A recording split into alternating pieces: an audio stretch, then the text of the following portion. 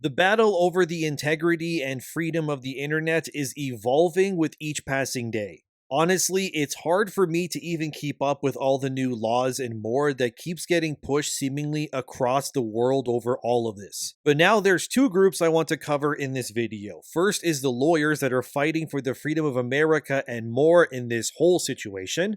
And the other is the group that is currently attempting to crush American freedom in the name of international protection, especially when it comes to all forms of entertainment, and especially, and this is key, communication with the rest of the world. So there's two names you need to know. Firstly is Preston Byrne. That's this guy right here on screen. He is a lawyer who practices within the United States. And he's the lead lawyer for Offcom. No, not that Offcom. It's a cryptocurrency company, in case you don't know. Anyway, the other person you need to know in this story is our very own friend of the channel, Ron Coleman. You guys know how Smash JT is getting sued still by that ex-journalist from Kotaku? Yeah, Ron Coleman is representing Smash JT in that case, for example. He's also the lawyer for other friends of the channel like Valiant Renegade, WW Pro, Midnight's Edge, and many, many more. Ron's been practicing law for a couple of decades, and that's putting it lightly. Dude's pretty great anyway. So now that you know who these guys are, these two have officially joined forces and announced that they will be suing the UK government over their censorship that is now spilled out of them like a cup overflowed into other countries. Here's what Preston Byrne said in the announcement.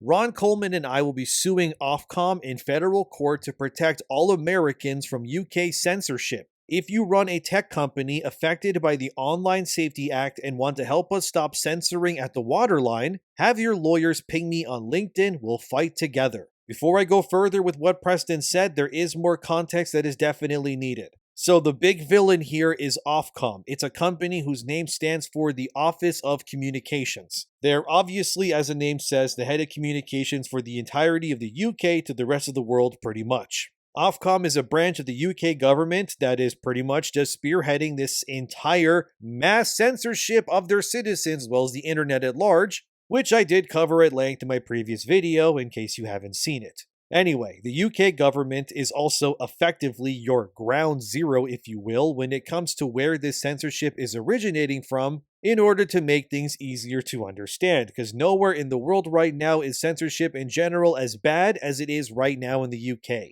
Well, I guess North Korea is probably worse, but honestly, North Korea is so secluded and cooked for so long, I kind of barely even consider them a part of the world, you know? They're kind of like their own little thing that like no one really touches. So sure, okay, North Korea is bad too, but in terms of countries you can legally travel to in the world without instantly being placed in the jail or the gulag or something, yeah, the UK is pretty much the next worst thing. And also, before I continue, since this video will likely be censored, consider liking it, leaving a comment, and subscribing to keep up to date. It really does help the channel out, especially in times like these. Thank you. And now, this Offcom is a big reason why the censorship media is splintering from the UK into many, many other countries. Because obviously the UK is a big place full of a lot of money. And when censorship is being placed on them, it does affect everyone, as we're now seeing. This is why Preston and Ron are suing Offcom, because their policies and such are starting to leak over into America to censor them too. Offcom, for example, very recently, as the Sun.ie reported here, dozens of adult sites used by 9 million Brits face Offcom probe in first major investigation since age verification checks. It's no wonder across UK establishments that you had similar articles to the one I just read popping up around the same time, almost as if every one of these places is pretty much tied in some way to Offcom to parrot their operations. The goal, of course, in the UK anyway, is to censor everything in order to protect the children, which, as we all know, is a null argument because in actuality, all it's really doing is censoring the adults, which is the main reason as to why this is being done at all. In terms of Offcom targeting adult sites, they want your ID attached so that you have to sign into an adult website in the similar fashion that you would to, say, Steam or PlayStation, meaning that Offcom can monitor what you watch on these sites, how much of it you consume, which categories, and more. Is it creepy? Absolutely. The fact that you can be arrested in the UK for saying anything that they consider politically incorrect online, that speaks volumes as well. And if you look too much at adult content, they'll probably take your computer away and then publicly shame you. Again,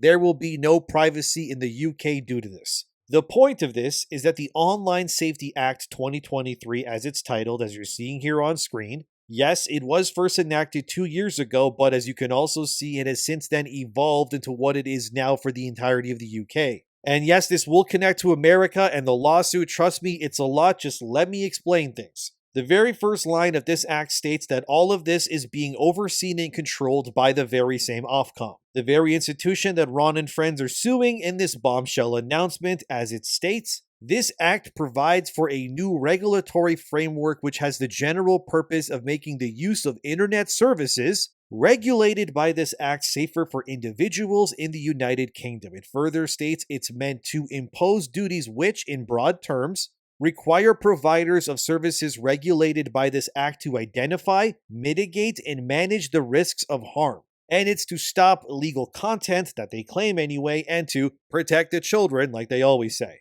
But the main part that raises eyebrows is there, to give new functions and powers on the regulator, Offcom. So, this is all meant to just turn Offcom quite literally into Big Brother, the Hellgas from Killzone. Whatever you want to compare them to, they're using this act to strip away rights from everything from games to even adult media. And it's all being disguised to protect children, but in actuality, children are just the convenient scapegoat to Offcom's endgame, which is total and complete censorship and surveillance of their citizens. This push by the UK has now spilled over to create similar bills by lobbyists to impose similar restrictions on specifically Americans. Which brings us to the American version of this, which is called the Shielding Children's Retinas from Egregious Exposure on the Net Act, or the Screen Act in short. This law, which is now being introduced into Congress within America, seeks to be exactly what has happened to the UK right now. Replace Offcom with, say, like the FBI pretty much, and it all tracks the exact same way. As it states in the Screen Act, which Offcom is also supporting, the United States government has tried for 3 decades now to pass similar bills to protect children from what they call adult content. But as it states here, the Supreme Court has shot down various forms of these laws in the past already, claiming that this Screen Act would actually only be seen here to serve government interests.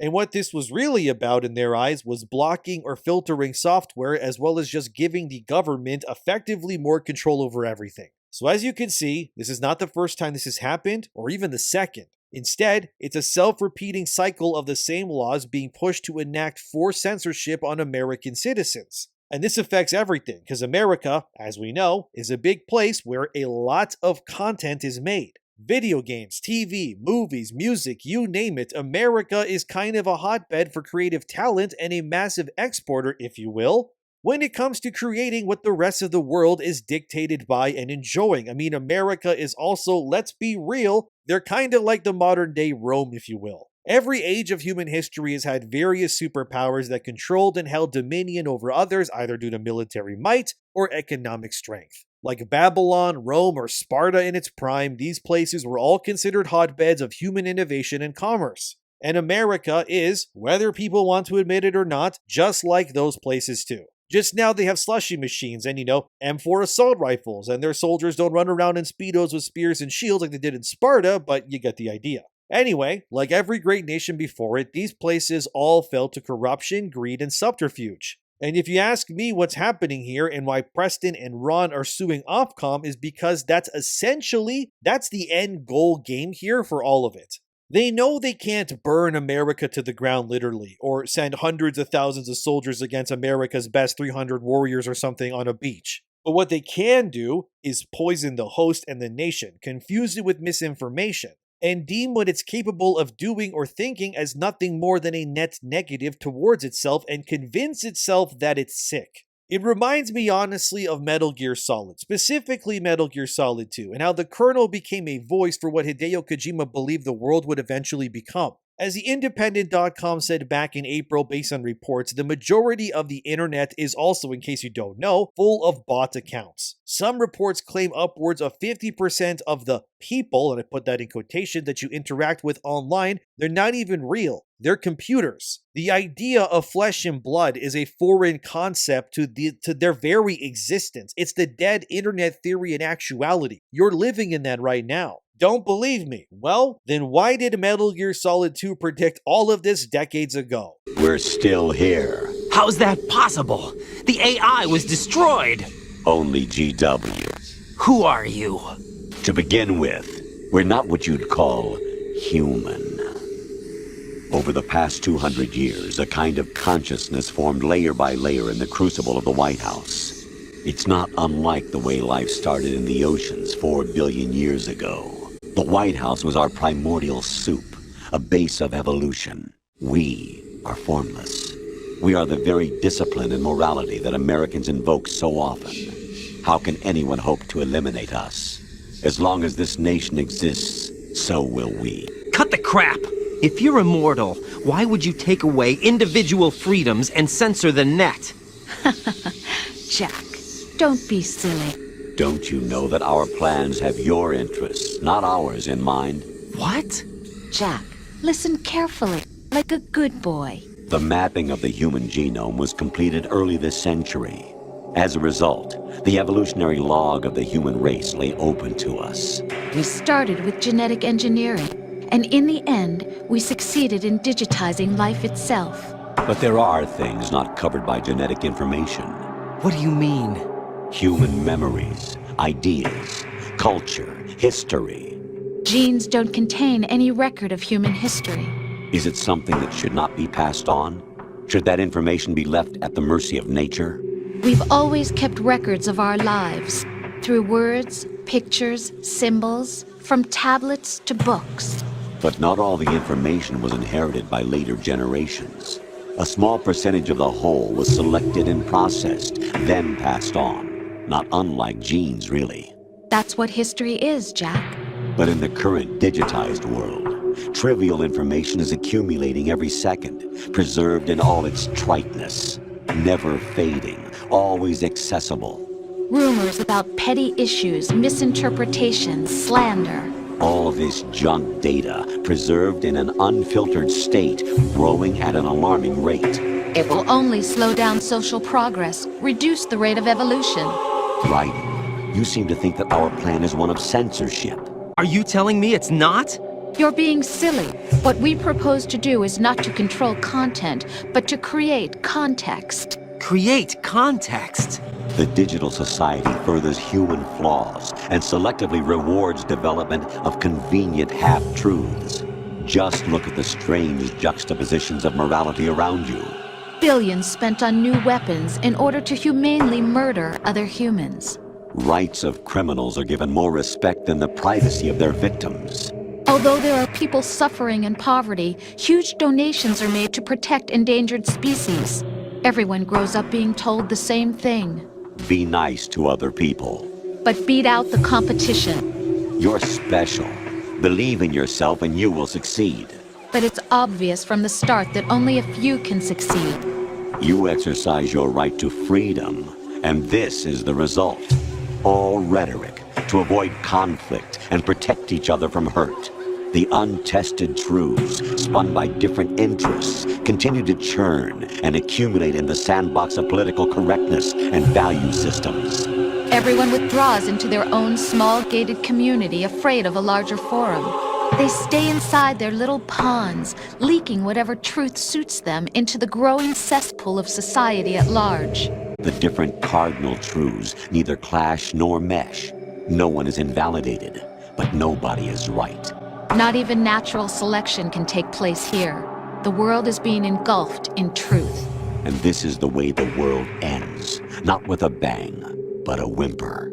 We're trying to stop that from happening. It's our responsibility as rulers. Just as in genetics, unnecessary information and memory must be filtered out to stimulate the evolution of the species. And you think you're qualified to decide what's necessary and not? Absolutely. Who else could wade through the sea of garbage you people produce, retrieve valuable truths, and even interpret their meaning for later generations? That's what it means to create context. I'll decide for myself what to believe and what to pass on. But is that even your own idea? That's the proof of your incompetence right there. You lack the qualifications to exercise free will. That's not true. I have the right. Does something like a self exist inside of you? That which you call self serves as nothing more than a mask to cover your own being. In this era of ready-made truths, self is just something used to preserve those positive emotions that you occasionally feel. Another possibility is that self is a concept you conveniently borrowed under the logic that it would endow you with some sense of strength. That's crap! Is it? Would you prefer that someone else tell you? All right then. Explain it to him. Jack, you're simply the best, and you got there all by yourself. Oh, what happened? Do you feel lost? Why not try a bit of soul searching? Don't think you'll find anything, though. Ironic that although self is something that you yourself fashioned, every time something goes wrong, you turn around and place the blame on something else. It's not my fault. It's not your fault. In denial, you simply resort to looking for another, more convenient truth in order to make yourself feel better. Leaving behind in an instant the so-called truth you once embraced. Should someone like that be able to decide what is truth? Should someone like you even have the right to decide? You've done nothing but abuse your freedom. You don't deserve to be free. We're not the ones smothering the world. You are. The individual is supposed to be weak, but far from powerless. A single person has the potential to ruin the world. And the age of digitized communication has given even more power to the individual. Too much power for an immature species. Building a legacy involves figuring out what is wanted and what needs to be done for that goal. All this you used to struggle with. Now we think for you. We are your guardians, after all. You want to control human thought? Human behavior? Of course. Anything can be quantified nowadays. That's what this exercise was designed to prove. Kind of insane how on point Kojima was about all of this, especially when the script for that scene you just watched was written in 1999, well before YouTube, AI, and more even existed. And yet that's the point. That's what it's all about. It's control, it's censorship, and America is, whether you like to admit it or not, they are seen as a threat to the overall worldwide agenda.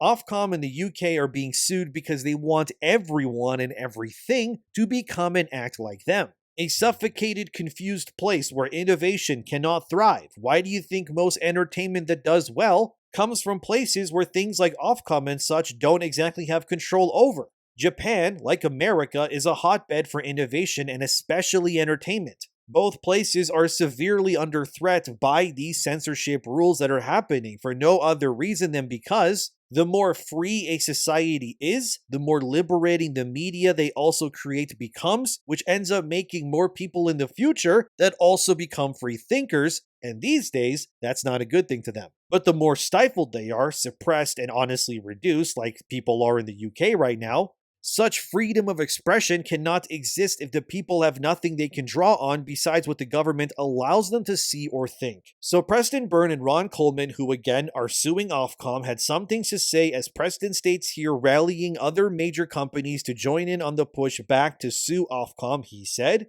Zuckerberg, Elon, Sundar, Tim Apple, this includes you, one big defection from European censorship regimes and it's over. They'll never censor any American again. You know you want to. One weirdo then tries to justify the UK censorship spilling over to America.